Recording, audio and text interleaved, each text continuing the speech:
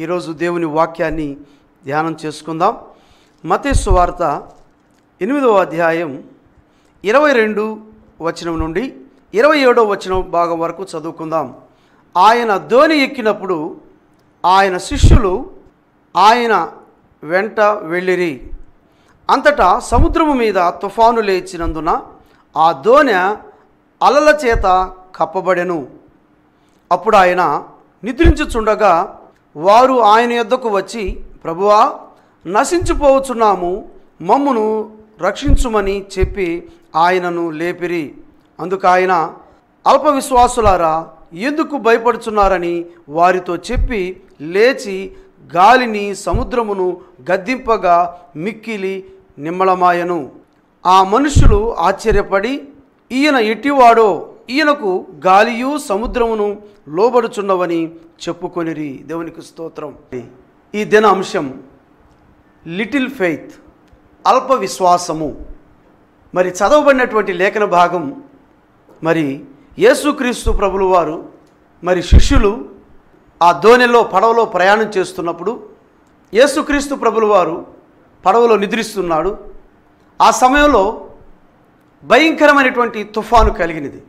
మరి అలల చేత మరి దోణి కొట్టబడుచున్నప్పుడు శిష్యులు భయపడి యేసుక్రీస్తు ప్రభువాన్ని నిద్రలేపి, ప్రభువా, మేము నశించిపోతున్నాము, మమ్మల్ని రక్షించమని, మాకు సహాయం చేయమని ప్రభువుని వేడుకుంటూ ఉన్నారు.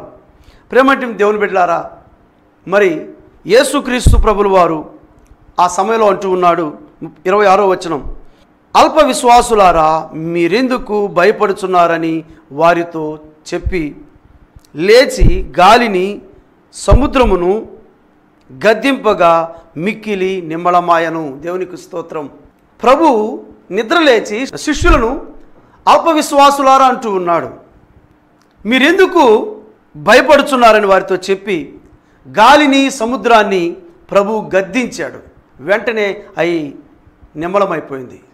ఆ గలిబిలైపోతున్నటువంటి ఆ సముద్రం అంతా కూడా నెమ్మదైపోయింది. ప్రేమంటే దేవుని బిడ్డలారా, మరి జోసఫస్ అనేటువంటి చరిత్రకారుడు ఈ గలిలయ తీరం గురించి మాట్లాడుతూ ఒకానొక సమయంలో 300 పైగా బోట్లు ఈ గలిలయ తీరంలో ఉన్నట్లుగా చెబుతూ ఉన్నాడు. మరి ఈ గలిలయ సముద్రము 13 మైల్స్ పొడవు, 7 మైల్స్ వెడల్పు, 150 అడుగులు లోతు ఉన్నటువంటి ఈ గలిలయ సముద్రము చుట్టూ కూడా కొండలు కలిగినటువంటి ప్రదేశము. మరి ఈ గలిలయ సముద్రము దోణిలో ప్రయాణం చేస్తున్నటువంటి శిష్యులు యేసుక్రీస్తు ప్రభులు వారు ఇక్కడ జరిగినటువంటి సంఘటన అనుకోకుండా హఠాత్తుగా తుఫాను వచ్చినప్పుడు అలల చేత ఈ దోణి కొట్టబడుచున్నప్పుడు శిష్యులు భయపడిపోయారు. మరి పడవ మునిగిపోతుందేమో, చనిపోతామని భయపడి నిద్రించుతున్నటువంటి యేసయ్యను లేపి, అయ్యా ప్రభువా, మేము నశించిపోతున్నాం, మమ్మల్ని రక్షించు అన్నప్పుడు ప్రభువు లేచి, అల్ప విశ్వాసులారా, మీరు ఎందుకు భయపడుతున్నారని ఫస్ట్ వారితో మాట్లాడి తర్వాత గాలిని సముద్రమును గద్దింపగా అవి నెమ్మది ఆయను. దేవునికి స్తోత్రం. యేసుక్రీస్తు ప్రభులు వారు అల్ప విశ్వాసం గురించి 4 సందర్భాల్లో మాట్లాడడం చూస్తాం. మత్తయి సువార్త 6వ అధ్యాయము 30వ వచనంలో చూస్తే అక్కడ జీసస్ టీచెస్ అబౌట్ వరీ. ఈ 6వ అధ్యాయంలో మధ్య భాగం నుంచి మనం చదువుకుంటూ వస్తే యేసుక్రీస్తు ప్రభులు వారు ఎవరైతే రేపటి గురించి బాధపడుతున్నారో, రేపేమి తిందుమా, రేపేమి తాగుదుమా, రేపేమి ధరించుకుందుమా, రేపు మా భవిష్యత్తు ఏంది, మా సంపాదన పరిస్థితి ఏంది, మా కుటుంబం ఏంది, భవిష్యత్తుని గురించి భయపడుతూ, దిగులు పడుతూ, చింతపడుతూ, వేదన పడుతున్న వారిని గురించి యేసుక్రీస్తు ప్రభులు వారు మాట్లాడుతున్నారు. అల్ప విశ్వాసులారా అంటూ ఉన్నాడు. మనం 30వ వచనంలో చదివితే మత్తయి సువార్త 6వ అధ్యాయం 30వ వచనంలో చక్కగా మంచి మాట రాయబడింది. చూడండి, మత్తయి సువార్త 6వ అధ్యాయం 30వ వచనం, నేడుండి రేపు పొయ్యిలో వేయబడు అడవి గడ్డిని దేవుడు ఇలాగూ అలంకరించిన ఎడల అల్ప విశ్వాసులారా, మీకు మరి నిశ్చయముగా వస్త్రములు ధరింపచేయును కదా. దేవునికి స్తోత్రం. నేడుండి రేపు పొయ్యిలో వేయబడేటువంటి లేదా అగ్ని చేత కాల్చబడేటువంటి గడ్డిని దేవుడు ఇంత అలంకరించినప్పుడు శ్రేష్టమైనటువంటి మనుషులను ప్రభు సృజించినటువంటి నిన్ను నన్ను మనకి గొప్ప కార్యములు చేయడా, మనకి సహాయం చేయడా, మీరు ఎందుకు భయపడతారు, మీరు ఎందుకు అవిశ్వాసమైన స్థితిలో ఉంటారని చెప్పి ప్రభు మాట్లాడుతున్నాడు. అంత మాత్రమే కాదు, మరొక మాట చదువుతున్నాడు. 27వ వచనం, మీలో నెవడు చింతించటం వలన తన ఎత్తు మోరడెక్కువ చేసుకునగలడు. నువ్వు దిగులు పడటం వల్ల, నువ్వు బాధపడటం వల్ల, నువ్వు ఏడ్చటం వలన, నీ భవిష్యత్తుని గురించి నువ్వు బాధపడటం వలన నువ్వు దాన్ని ఎక్కువ చేసుకోలేవు, లేదా నువ్వు కోరిది నువ్వు చేసుకోలేవు. ప్రభువు నీకేం చెబుతున్నాడంటే, దేవుడు ఈ గడ్డిని ఎలాగ అలంకరించాడో వాటికంటే మీరు శ్రేష్ఠులు కారా అంటూ ఉన్నాడు. మీకెందుకు ఇలాంటి అవిశ్వాసం వస్తుంది, ఎందుకు అవిశ్వాసంతో బాధపడుతున్నావు? ప్రభు నీతో మాట్లాడుతూ ఉన్నాడు. ప్రియ సహోదరి సహోదరుడా, ఎందుకు అవిశ్వాసమైన స్థితిలో ఉంటూ ఉన్నావు? నా భవిష్యత్తు ఏమవుతుందో, నా బిడ్డలకు ఏమవుతుందో, రేపు నా కుటుంబంలో ఏం జరుగుతుందో, మాకు సరైనటువంటి తిండి ఉంటుందో, ఆహారం ఉంటుందో, మాకు సరైన బట్టలు ఉంటాయో ఉండవో అని నువ్వు దిగులు పడుతున్నావేమో, నా కుటుంబం ఏమైపోతుందో, నా బిడ్డలు ఏమైపోతారని ప్రభు అంటున్నాడు. అలాంటి వారిని అల్పవిశ్వాసి అంటూ ఉన్నాడు. అలాగే మరొక సందర్భంలో యేసుక్రీస్తు ప్రభుల వారు మత్తయి సువార్త 14:31 వచనంలో చూస్తే, మరి పేతురు యేసుక్రీస్తు ప్రభు నీళ్ళ మీద నడుట చూచి, ప్రభు నేను కూడా నడుస్తానని చెప్పినప్పుడు ప్రభు నడవమంటాడు. నడుస్తూ నడుస్తూ అటు ఇటు చూసి పేతురు ఆ నీళ్ళలో మునిగిపోసాగుతాడు. గాలిని చూచి నీళ్ళలో మునిగిపోసాగుతాడు. అప్పుడు ప్రభువా నన్ను రక్షించమని కేక వేసినప్పుడు వెంటనే ప్రభు అల్పవిశ్వాసి నీవెందుకు భయపడ్డావు అంటాడు. చేయి పట్టుకొని పేతురుని పైకి లాగుతాడు. దేవునికి స్తోత్రం. ప్రేమంటే దేవుని బిడ్డలారా, ప్రభువుని నమ్ముకొని మందిరానికి వెళుతూ దేవుని లేఖనాలు చదువుతూ దేవుని బిడ్డలతో కలిసి జీవిస్తూ నీవెందుకు ఇలా అవిశ్వాసమైన స్థితిలో ఉంటూ ఉన్నావు? నీ చూపు అటు ఇటు తిరిగినప్పుడు నీకు తెలియకుండానే నీలో, నీ జీవితంలో అవిశ్వాసం వస్తూ ఉంది. అవిశ్వాసమైనటువంటి ఆలోచనలోకి వెళ్ళిపోతావు. ఈ పని జరుగుతుందా, జరగదలే, దేవుడు కార్యం జరిగించలేలే, ఇది నా పరిస్థితేలే, ఇంకెవరూ సహాయం చేయలేరు, నా అప్పుల పరిస్థితుల నుంచి ఎవరూ సహాయం చేయలేరు, నా కుటుంబ పరిస్థితి ఇలాగ అయిపోతుంది, నా ఆర్థిక పరిస్థితి అయిపోతుంది, నా అనారోగ్య పరిస్థితులు నేను ఇలాగే ఉండాలా అని అవిశ్వాసమైనటువంటి మాటలు, అవిశ్వాసమైన స్థితిలో ఉన్నట్లయితే ప్రభు నేను అంటున్నాడు, నువ్వెందుకు భయపడుతున్నావు? అల్పవిశ్వాసి అంటూ ఉన్నాడు. పేతురుని చేయబట్టుకొని లాగినట్టుగా ప్రభుని చేయబట్టుకొని దినాలు లాగుతూ ఉన్నాడు. దేవునికి స్తోత్రం. నువ్వు అటు ఇటు చూడవద్దు, వారి వైపు వీరి వైపు చూడవద్దు, మనుషుల వైపు చూడవద్దు, అధికారుల వైపు చూడవద్దు, సమస్తము సృజించినటువంటి దేవుని వైపు చూడు. పేతురు వలె తను మునిగిపోసాగినప్పుడు ప్రభు అన్నాడు, అల్పవిశ్వాసి నీవెందుకు భయపడుతున్నావు? ప్రభు నీతో కూడా అంటున్నాడు, అల్పవిశ్వాసి నీవెందుకు భయపడుతున్నావు? పేతురు వలె ప్రార్థన చేయి. ఆ ప్రార్థన ఈ ప్రార్థన చేయబాకు. దీర్ఘకాలికమైన ప్రార్థన కాదు, నీకు అవసరమైనది ఏమిది, ఇప్పుడు నీకు అత్యవసరమైనది ఏంది, దాన్ని పట్టుకొని ప్రార్థన చేయి. ప్రభువా నాకు సహాయం చేయి. ప్రభువా, పేతురు అడుగుతున్నాడు, ప్రభువా నేను మునిగిపోతున్నాను, నాకు సహాయం చేయి. ప్రభు అంటూ ఉన్నాడు, నువ్వెందుకు భయపడుతున్నావు? భయం నీకు వచ్చిందంటే నువ్వు అల్పవిశ్వాసి. వెంటనే నువ్వు ప్రభువుకు ప్రార్థన చేసేటప్పుడు నీకు అవసరమైనది, నీకు అత్యవసరమైనది, నీకేం కావాలో అది ప్రభువుని వెంటనే అడుగు. ప్రభు తప్పకుండా సహాయం చేస్తాడు. పేతురు మునిగిపోతూ ఉన్నాడు, ప్రభువా నాకు సహాయం చేయమంటూ ఉన్నాడు.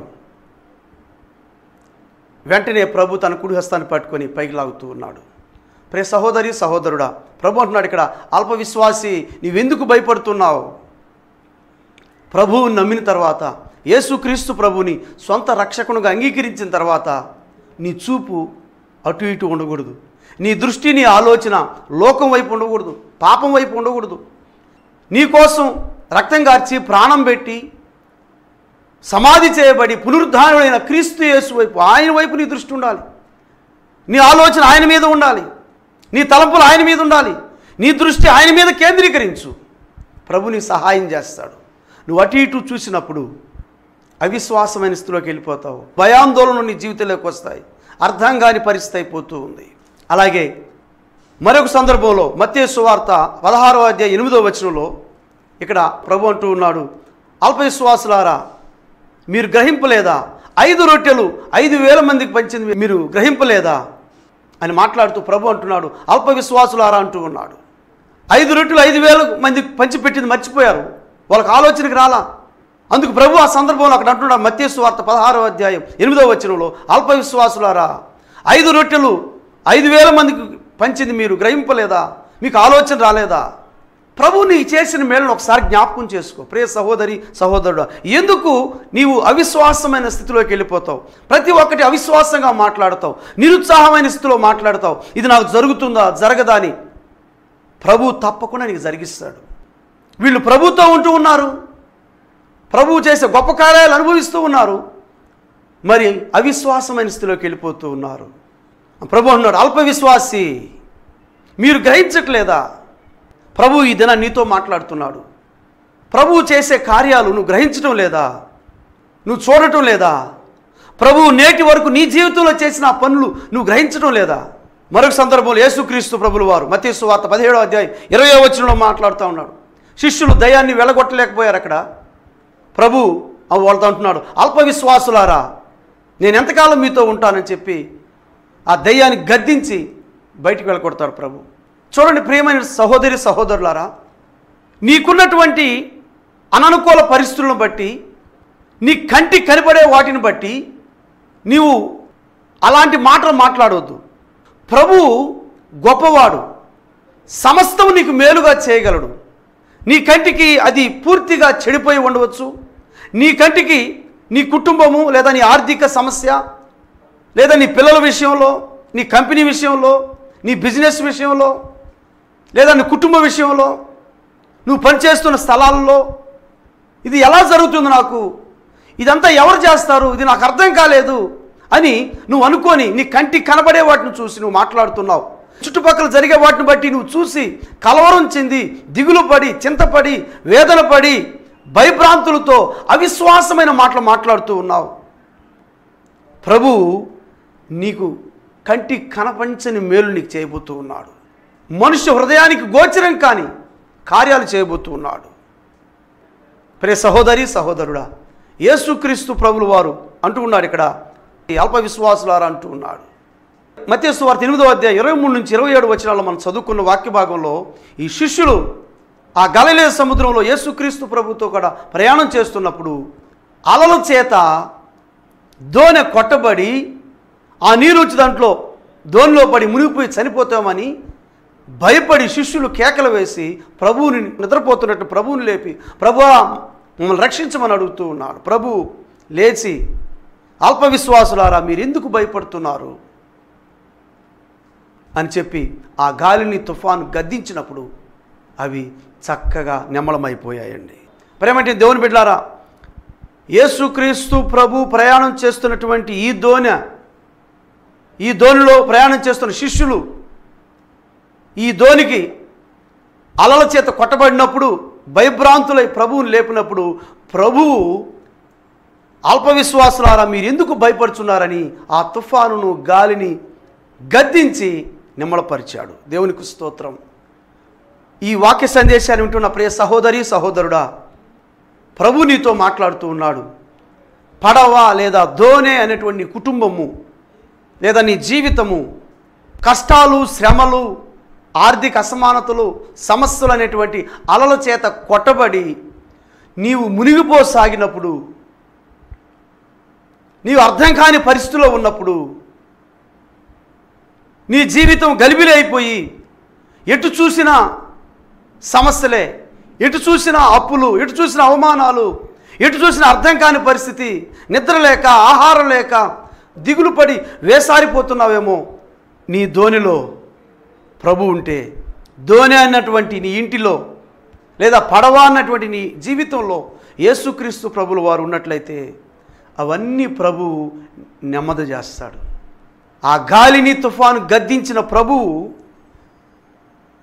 నెమ్మది చేసిన ప్రభువు నీ జీవితంలో, నీ కుటుంబంలో ఎదురయ్యే సమస్యలు, అప్పులు, అవమానాలు, కష్టాలు, వ్యాధి బాధలు, అర్థం కాని పరిస్థితి, అవన్నీ కూడా ప్రభు ఒక్క మాటలో గద్దించి వాటన్నిటినీ సమస్తాన్ని నెమ్మది చేసేటువంటి దేవుడు యేసయ్య నీతో మాట్లాడుతూ ఉన్నాడు. అవిశ్వాసమైన మాటలు నువ్వు మాట్లాడవద్దు, భయపడవద్దు, దిగులు పడవద్దు. ప్రభు మీద నీ దృష్టి ఉంచు. ప్రభువా మాకు సహాయం చేయమని ప్రభువుని అడుగు. ఈ శిష్యుల వలె అవిశ్వాసమైన స్థితిలో కాకుండా నా జీవితం అనే ధోనిలో ప్రభు ఉన్నాడని, నా కుటుంబం అనేటువంటి పడవలో ప్రభు ఉన్నాడని, ప్రభువా నువ్వు నాకు తోడుగా ఉన్నావు, నాకే భయము ఉండదు, ఏ దిగులు నా దగ్గరకు రాదు, ఏ సమస్య నన్నేమీ చేయలేదు అని ధైర్యంతో ఉంటావు. దేవుడు నీతో ఉన్నప్పుడు నీకు విరోధులు ఎవరు ఉండరు. రోమాపత్రిక 8వ అధ్యాయం 31వ వచనం ప్రకారంగా దేవుడు మన పక్షమునుండగా మనకు విరోధి ఎవడూ లేడు. దేవునికి స్తోత్రం. ప్రభు నీతో ఉంటే, ప్రభు నీ పక్షంగా ఉంటే నీకు శత్రువు ఎవడు ఉండడు, నీకు విరోధి ఎవరూ ఉండరు. ఎటువంటి అననుకూల పరిస్థితులు ఏర్పడినా, ఎలాంటి అర్థం కాని పరిస్థితులు కూడా నేను వెళుతూ ఉన్నా, బ్రదర్ మీరైతే చెబుతూ ఉన్నారు, నేనైతే అర్థం కాని పరిస్థితిలో, ప్రార్థన కూడా చేసుకోలేని పరిస్థితిలో ఉన్నాను, దేవుని సన్నిధికి కూడా వెళ్ళలేని పరిస్థితిలో ఉన్నాను, దేవుని బిడ్డలతో కూడా కలిసి ప్రార్థించలేని పరిస్థితిలో ఉంటాను అని నువ్వు చెబుతూ ఉన్నావు. ప్రియ సహోదరి, సహోదరుడా, నీ నోట్లో నుండి అవిశ్వాసమైన మాటలు రాకూడదు. నీ హృదయంలో, నీ మనసులో అలాంటి రాకూడదు. నాలో ప్రభువు ఉన్నాడు, నాతో యేసయ్య ఉన్నాడు, నాకు మేలు చేస్తాడు, నన్ను దీవిస్తాడు, నన్ను ఆశీర్వదిస్తాడు, ప్రభు నా కోసం సమస్తము చేయగలడు, సమస్తము నాకు మేలుగా చేయగలడు.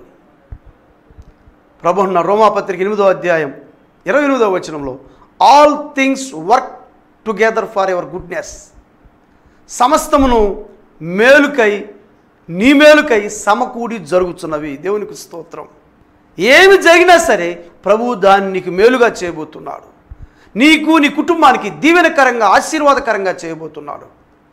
కనుక నీ జీవితంలో, నీ కుటుంబంలో అల్ప విశ్వాసము లేదా అవిశ్వాసంతో కూడిన మాటలు లేదా లిటిల్ ఫెయిత్ అలాంటి జీవితంలో ఉండకూడదు. ప్రార్థన చేసుకుందాం. ప్రభువా నా జీవితంలోకి ఎన్ని శ్రమలు వచ్చినా, ఎన్ని కష్టాలు వచ్చినా నీవు నాతో ఉన్నావు, నాకు జయాన్ని అనుగ్రహిస్తావు, నాకు సహాయం చేస్తావని మంచి ధైర్యంతో ప్రభువుని అంటు పెట్టుకుని ప్రభుని సహాయం చేస్తాడు. అన్ని విషయాల్లో నేను దీవించి నిన్ను, నీ కుటుంబాన్ని, నీ బిడ్డలను ఆశీర్వదిస్తాడు. సమయంలో మీ గురించి నేను ప్రార్థన చేయబోతూ ఉన్నాను. ప్రత్యేకించి ఎవరైతే శరీరంలో వ్యాధితో బాధపడుతున్నారో మీ కుడి హస్తాన్ని నీ శరీరంలో ఎక్కడైతే వ్యాధి ఉందో, సమస్య ఉందో ఆ స్థలంలో ఉంచండి. కళ్ళు మూసుకొని ప్రార్థనలో ఏకీభవించండి. మీ అందరి కోసం ప్రార్థన చేయబోతున్నాను. ప్రభు మీ జీవితంలో అద్భుత కార్యం జరిగిస్తాడు. మహాపరిశుద్ధుడా, కృపా కనికరము గల మా నాయన, ప్రేమ నమ్మకమైన మా తండ్రి, పరిశుద్ధుడు పరిశుద్ధుడు పరిశుద్ధుడు నిత్యము వేవేల దూతల చేత కొనియాడబడుచున్న మా ప్రభువా, ఇదిగో తండ్రి, అల్ప విశ్వాసమును గురించి ఇంతవరకు మీ లేఖనాలలో మేము మాట్లాడి ఉన్నాం. ప్రభువా, ఇంతవరకు అల్ప విశ్వాసమును గురించి మీ లేఖనాల నుండి మాతో మాట్లాడి ఉన్నాను. ప్రభువా నీకు స్తోత్రాలు. ఇదిగో నాయన, కళ్ళు మూసుకొని ప్రార్థనలో ఏకీభవించిన ప్రతి నీ కుమారుని బట్టి, ప్రతి నీ కుమార్తెను బట్టి స్తుతిస్తూ ఉన్నాను. ఆయన వారి శరీరంలో ఉన్న జబ్బు ఆ స్థలంలో వారి కుడి హస్తాన్ని ఉంచి ఉండగా అక్కడున్న నొప్పి, బాధ, వ్యాధిని, క్రిమిని, ఆ గాయాన్ని, ఆ గడ్డలను, ఆ క్యాన్సర్ కణితలను నజరేయుడైన యేసు నామములో గద్దిస్తూ ఉన్నాను. ప్రభువా, ఆ చర్మ సంబంధమైన వ్యాధులతో బాధపడుతూ గలిబిలి అవుతున్న నీ బిడ్డను కనికరించండి ప్రభు. కిడ్నీ వ్యాధులు, గుండె సమస్యలతో నాయన, ఇదిగో బోను సమస్యలతో నాయన నీ బిడ్డలు బాధపడుచుడుగా ఇప్పుడే మీ గాయపడిన హస్తంతో తాకమని వేడుకుంటూ ఉన్నా. యువత నీ బిడ్డలు కనికరించండి ప్రభువా, నీ బిడ్డలు ముట్టండి తండ్రి. నీకు స్తోత్రాలు ప్రభువా. అద్భుత కార్యం వారి జీవితంలో జరిగించండి ప్రభువా. నాయన ఇప్పుడే ప్రభువా మీ అమూల్యమైన శిలువ రక్తాన్ని ప్రభు నడినెత్తి మొదలుకొని అరికాలు వరకు నర నరములో, ఎముకల మూలుగులో ప్రవహింపచేస్తున్నాను ప్రభు. ఉన్నది లేనట్టు, లేనిది ఉన్నట్టు చేయగల శక్తి సమర్థుడు ప్రభువా. ప్రభువా, మీరు గద్దిస్తే నాయన ఓ అద్భుత కార్యములు జరుగుతున్నాయన. మీ గాయముల ద్వారా మాకు స్వస్థత కలుగుతుంది ప్రభు. నీకు స్తోత్రాలు. నీ బిడ్డలను కనికరించమని వేడుకుంటున్నాం. అద్భుత కార్యం యేసు నామములో జరుగును గాక. ఆయన ఎదుగో తండ్రి, అప్పుల సమస్యలతో, కోర్టు సమస్యలతో గలిబిల్లాడుతున్న నీ బిడ్డలను కనికరించండి ప్రభు. మీరే ఒక మార్గాన్ని సరళపరిచి వారి జీవితంలో నూతన కార్యం అద్భుతం జరిగించి మీ సాక్షిగా నిలబెట్టుకోమని వేడుకుంటూ ఉన్నాం. ఆయన సంతానం లేక బాధపడుతున్న ప్రియ బిడ్డలను కనికరించండి నాయన. సంతానం కోసం నాయన ఎదుగో తండ్రి, అనేకమైన హాస్పిటల్ తిరిగి వేసారిపోయి నాయన వేదనతో దిగులుతో ఉన్న బిడ్డలను కనికరించండి ప్రభు. యేసు నామములో గర్భద్వారములు తెరవబడును గాక. చక్కటి గర్భఫలము యేసు నామములో ఈ ప్రార్థనలో ఏకీభవించిన ప్రతి కుటుంబానికి, ప్రతి బిడ్డకు యేసు నామములో కలుగును గాక. ఆయన జాబ్స్ కోసం ఎదురు చూస్తున్న ప్రియ బిడ్డలను కనికరించండి. వివాహాల కోసం ఎదురు చూస్తున్న ప్రియ బిడ్డలను కనికరించండి. అద్భుతం వారి జీవితంలో జరిగించండి. దేవా మీకు వందనములు, స్తోత్రాలు చెల్లించుకుంటున్నాను. అవసరంలో అక్కరలో ఉన్న నీ ప్రియ బిడ్డలను కనికరించండి ఆయన. మీ సహాయములు దయచేయండి దేవా. మీకు వందనాలు, స్తోత్రాలు చెల్లించు నాయన. ఈ ప్రార్థనలోకి పోయించిన ప్రతి నీ బిడ్డను బట్టి ప్రార్థన చేస్తూ ఉన్నా. మీ దక్షిణ హస్తం ఇప్పుడే చాచండి ప్రభు. వారి కుటుంబాల్లో, వారి జీవితంలో నెమ్మది, సంతోషం, సమాధానం యేసు నామములో కలుగును గాక. ఇదిగో నాయన, కుటుంబాలు గలిబిలై భార్యాభర్తకి సంబంధం లేక కుటుంబాలు చెదిరిపోతుండగా ఆ కుటుంబాలను మీరు కట్టమని వేడుకుంటూ ఉన్నాం. అద్భుతం జరిగించమని వేడుకుంటూ ఉన్నాం. ఈ ప్రార్థనలో ఏకీభవించిన ప్రతి బిడ్డను దీవిస్తున్నా. ఇప్పుడే వారి శరీరంలో, వారి కుటుంబంలో అద్భుతం జరిగించినందుకు మీకే వందనములు, స్తోత్రాలు చెల్లించుకుంటూ మా ప్రభువును రక్షకుడైన యేసు క్రీస్తు ప్రభు సర్వశక్తి కలిగిన నామంలో ప్రార్థించి స్తుతించి వేడుకుంటున్నాము తండ్రి. ఆమేన్. ఆశీర్వాదం తీసుకున్నాం. పరమ తండ్రి అయిన దేవుని ప్రేమ, ఆయన కుమారుడు మన రక్షకుడు విమోచకుడైన యేసు క్రీస్తు కృప, పరిశుద్ధ ఆత్మ దేవుని సహవాసము, సంబంధము మనకును సర్వలోకంలోని సకల పరిశుద్ధులకు ఆ కాలం తోడైండు నడిపించును గాక. ఆమేన్. Praise the lord.